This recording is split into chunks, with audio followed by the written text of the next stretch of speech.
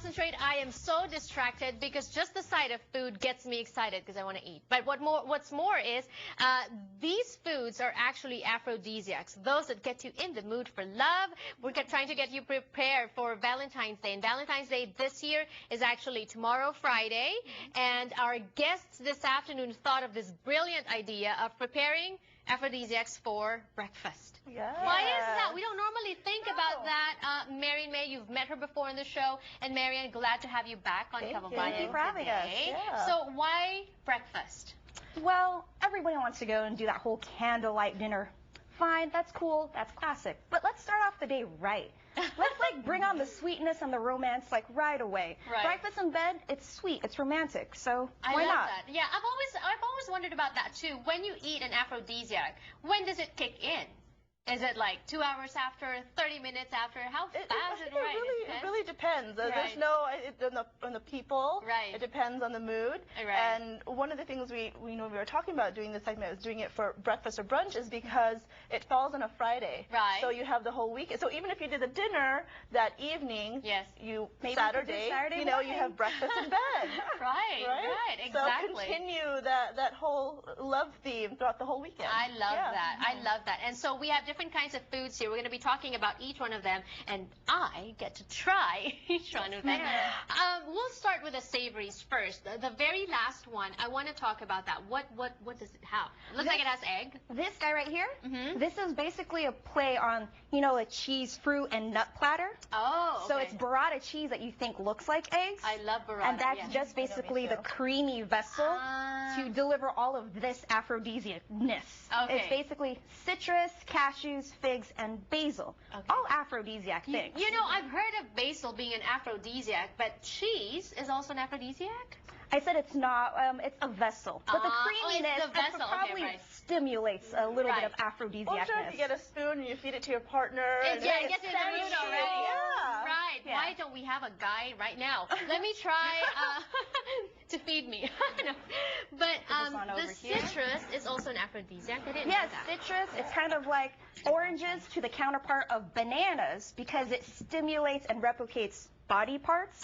Psychologically, it gets us in that aphrodisiac moment. Oh, you know what? Yeah. Orange also is a color for appetite, and whatever kind of appetite that is. So it's, red and orange. That's why a lot of logos for restaurants, it's red and orange and kind of that hue because it makes people hungry. It stimulates your appetite. Yeah. And let's talk about the nuts, because not too many people know about, at least I didn't know about that until we started talking about it. Yes, cashews are integrated into that dish. This is coconut milk hot chocolate. It's a percentage of coconut milk and almond milk. Also nuts. Nuts are very high in protein, so therefore it kind of gives you the energy to perhaps go all day or all night. Especially if you start in the morning. You will need the energy to go all night. I love that. Did you try it? It's so I good. did. Try it. And I love burrata too. Yeah, I love burrata. And the citrus. Okay, the next one that you have is? This is basically a sweet and spicy toast. Okay. It has avocado and egg on it. Okay. Avocados actually were forbidden back in the day, like with the Spaniards, because they replicated, again, human body parts. It also is very high in vitamin E, which kind of stimulates hormones, both estrogen and testosterone. Avocado. Avocados. So it's an aphrodisiac. Oh, okay. And how did you prepare that? I basically smashed up the avocado, put a little bit of acidity, whether you want lime or lemon juice. I did a poached egg up on top, and I drizzled it with honey. Honey is just that sweet, sensual taste. And then the chili flakes, the capsaicins, and the sweatiness, it gets you a little hot. Built up. Hot and bothered. Why don't you try it, Marian, and tell me? If I get hot and bothered? If it does its job. We will try that. Oh, spicy. You want to try it? It's so pretty, though. It's so pretty. I don't even want to touch it. It's almost too cute to eat. Almost. Is there anything special about the bread? Because, what kind of bread is this?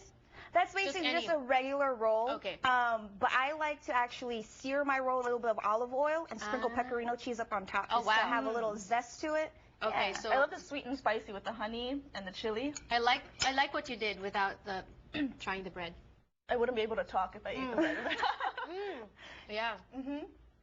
I like the avocado. Protein style, it's okay. Yes, yes, with the olive oil. Yeah. I can don't taste worry. it. After this, we'll be eating. Yeah. And then you talked about the drink Yes. earlier. This is basically just doing a spin on a regular hot chocolate. Just putting a little subtle, like, unique flavors of coconut milk into it. And then you can make it as chocolatey as you want. You can put a couple teaspoons or tablespoons of chocolate. Because chocolate is indeed an aphrodisiac. It's the king. They call it the king of aphrodisiacs. And does it matter what kind of chocolate? White chocolate, dark chocolate? Dark chocolate. The more closer it is to cacao, that has the more potency. It releases the endorphins and kind of makes you feel Wonderful. naughty. Let's drink to that. Cheers. Cheers. We'll be back for more. Don't go away.